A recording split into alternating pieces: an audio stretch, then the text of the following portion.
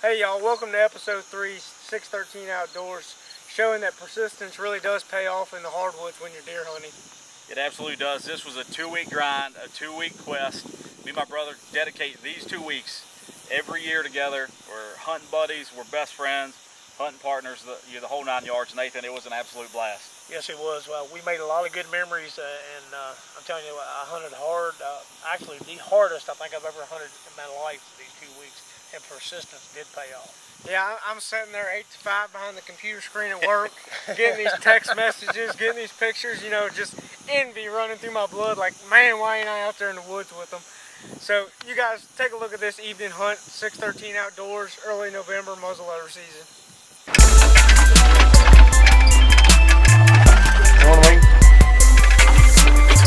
Camo paint in November. We are going to war with the whitetails right now. It's on. We've declared it. We're going in to take back over what we own, baby. There'll be some casualties. Yep. There may be some casualties. There may be some ups and downs, some bruises,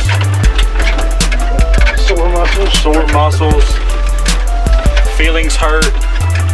Anything you can think of goes along with war, it's gonna happen. Yeah. We can roll it over the Jeep. We may roll this buggy over before we get to where we're going.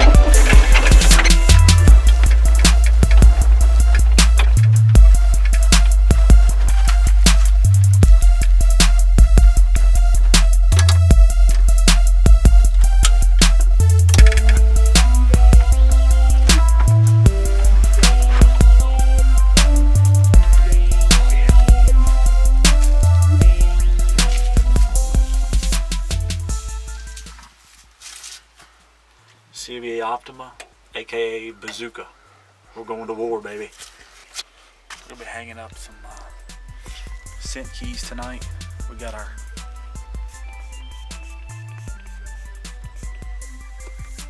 wind's kind of, from what I've imagine that, swirly. So we're gonna hang up these scent keys tonight, and in hopes to maybe draw a buck in on some hot doe, urine. Fresh doe.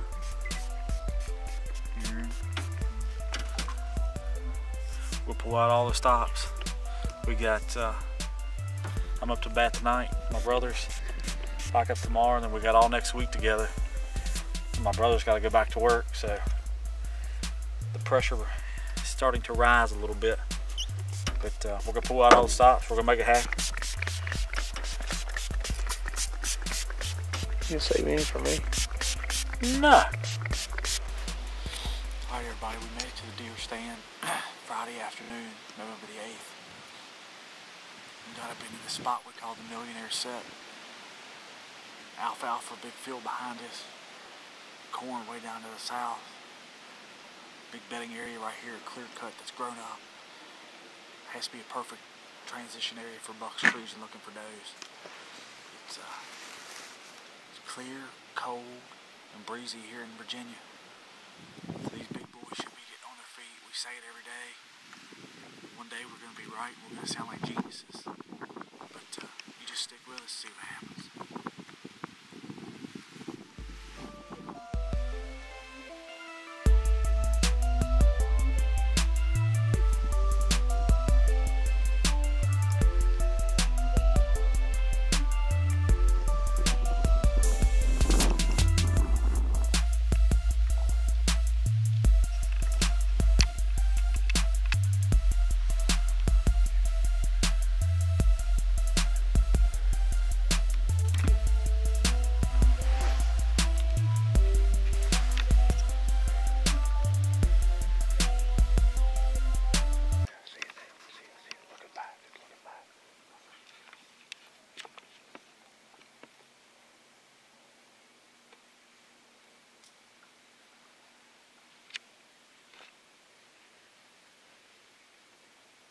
I see him. I don't see no buck, but I see the deer. I'm on him.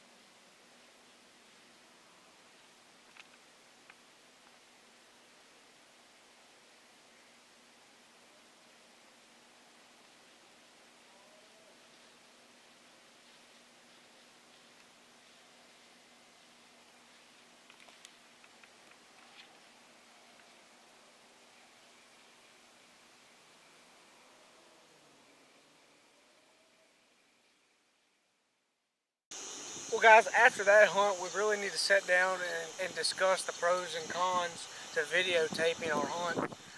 You'll definitely see a pro in this one. You know, if you don't catch it just right in the heat of the moment, I mean, a lot of the viewers even probably didn't see that nice buck chasing them does through that thicket. And I mean, did you guys even see it during the hunt live? We went to this spot for the specific reason of bucks chasing does out of this thicket. It was late evening, that ashy feel, that ashy look to the hardwoods, and lo and behold, we heard the does coming, and I knew that there was going to be a buck come out of that thicket. I just absolutely knew it was, but I'm standing there, gun against a tree, ready, and nothing ever comes out. I'm sitting there with the camera. I mean, looking through the viewfinder, I could see the does, but there was no way I could see that buck back in the brush. I mean, he just never come out. I mean, I could see the deer turn down the hill, but I could never see the buck. He just didn't come out far enough. I had that gut feeling, guys. When I got home, I'm like, there was a buck there. You know, we have a small viewfinder on our camera, so I'm like, I'm putting this on the big screen when I get home. I get home and I'm able to see that buck coming through the brush. I was sick, absolutely sick. Yeah, as you can tell from this slow motion clip, I mean, you can just see he's primed, he's coming through there, he's chasing does. If that doe would have just came on through with the rest of them, I mean, he was in love. He was coming with them. So, I mean, not only with shot placement is video cameras important, whether to go after that blood trail or not, but this is a lesson too. You know, having that video camera in the tree, if possible, it really tells you that, you know, hey, tomorrow evening, maybe we want to be in here again. We know there's a hot doe. We know there's bucks cruising. Maybe this is a set that we should think about hunting again. Absolutely. Just a tip from 613 Outdoors.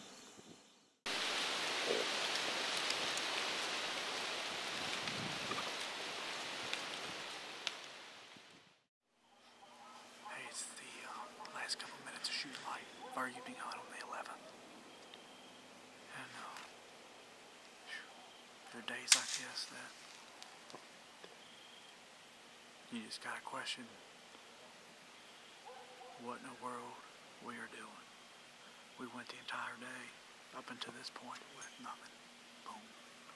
November the 11th. No deer. Not a doe, not a small cruising buck, nothing. We got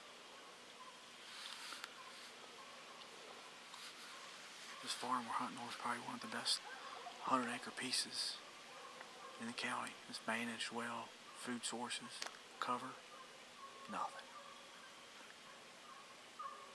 Days like this can be disheartening, makes you wonder what we're doing wrong or what we need to do to make better decisions. But yeah, we'll go home tonight with our heads hanging low and come back tomorrow and give it another shot.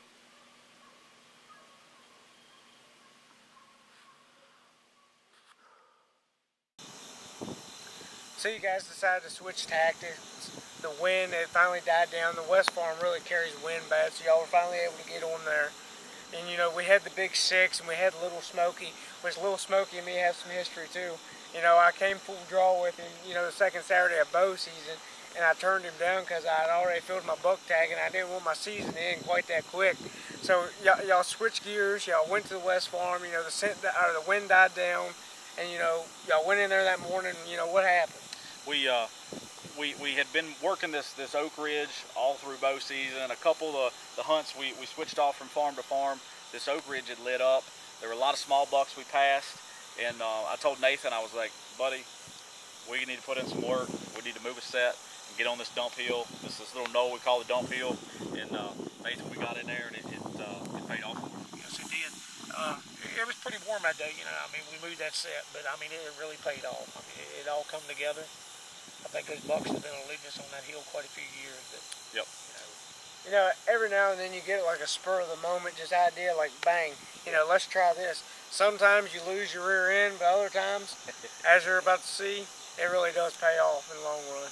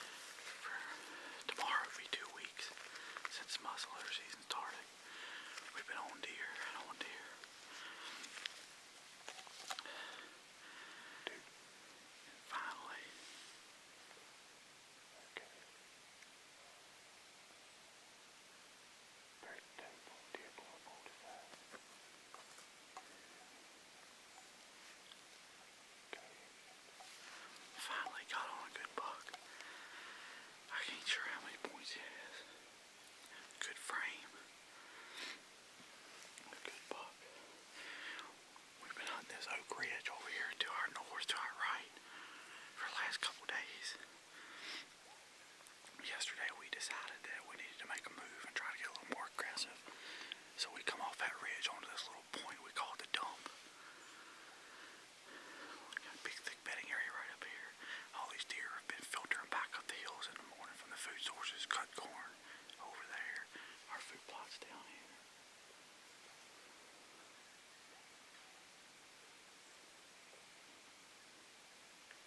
We got deer everywhere. So we come in here yesterday, hung this set, hunted it last night, saw 6 different bucks. Come here this morning, we had does all around us.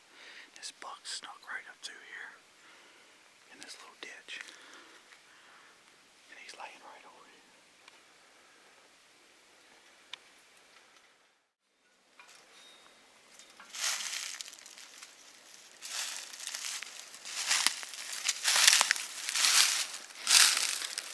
Let's go over and find my buck.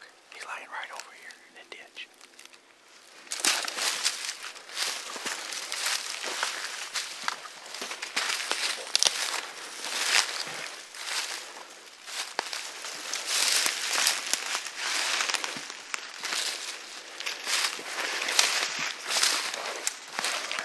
See where it is, little boy.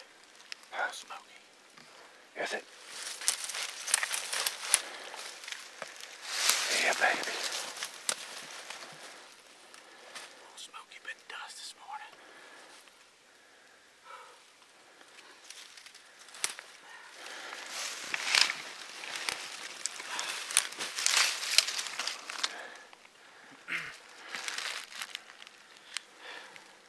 Guys, I'm kind of a little bit speechless. We've been hunting so hard the last 2 weeks and kind of come close, and we're felt the pressure really mounting on us. My brother's got to go back to work next week, and we've been hunting this Oak Ridge over here the last couple of days. Getting these deer coming back up off the food source at night, cold temperatures. We knew they had to be down on the food source all night. Yesterday we decided to get a little bit more aggressive and come over into this little point right here, and a little bit closer to the bedding area, because a lot of the does were coming down further, but we knew that the bucks had to be staging up and that kind of stuff. But this morning we knew the deer would be coming back up off the food source. We got in here, got set up, got on the trail of a hot doe that came up and was just 30 yards from the tree stand, really working hard trying to wind us. She knew something wasn't right. Wind was blowing straight towards her and she never got us, but she ended up crossing this ditch and coming right up through this little bottom. And this old boy come up off our turnip and rye food plot right in behind her. This is a buck we call Little Smokey. We got trail camera pictures of him back in the summer on the other end of the farm. Man, I'm one fortunate whitetail hunter. It's unbelievable. We were able to pull this off, but we got him. Yeah, thanks to my brother for running the camera. I love that man more than anything. He's my best friend, and this is our second year filming together. And I wouldn't want anybody else to be in that tree stand with me when I squeezed the trigger on this buck this morning than him. I told him in the tree stand, I said, man, I wish you'd have been on the gun instead of me. But I'm blessed, I'm fortunate. One happy whitetail hunter here in Virginia. Beautiful morning here in Virginia. Nowhere else I'd rather be deer hunting.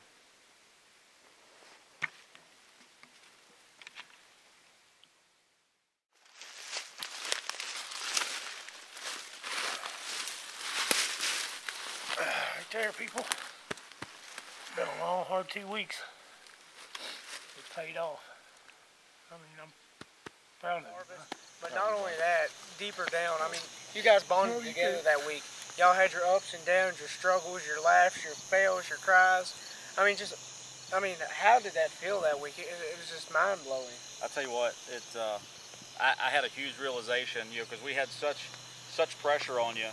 We're trying to do a web show. We're trying to get this hunting show off the ground and get things rolling. You have so much pressure.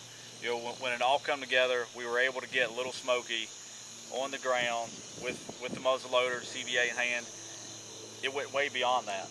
You know, I felt such great pride when I picked him up, and I was excited. But when my brother got away from that camera and got up there beside me, and we were able to share that moment, buddy, I'm telling you, that was the one of the best times I've ever had in the deer woods. It was for me too. I mean, it meant so much to me, you know, to be there with you, to share that moment. You know, I mean, just words can't describe it. I mean, it was just so emotional. Yeah, that's why I hunt. Yep, absolutely. And you know, we always say, get your family outdoors, take the kids, take someone hunting. That feeling right there, that moment, we were able to get our arms around each other and share that over that hard work, that achievement, and all the memories. That's what deer hunting is about for 613 Outdoors. Yeah, it's not always about pulling the trigger on, you know, a nice buck or even on a doe. I mean, it's about the relationships and the bonds that you have with your family, your friends, and your loved ones. I mean, when I sit back and look at my hunts, it's not about the animals I've harvested. It's about, you know, the people I've done it with. And that's the thing that, you know, we all are, you know, avid about. I mean, that's what 613, and you know, that to me is what 613 Outdoors is all about. Making memories, faith, family, and harvest, guys. Persistence was exactly what this was about. You guys make sure you lay it all on the line.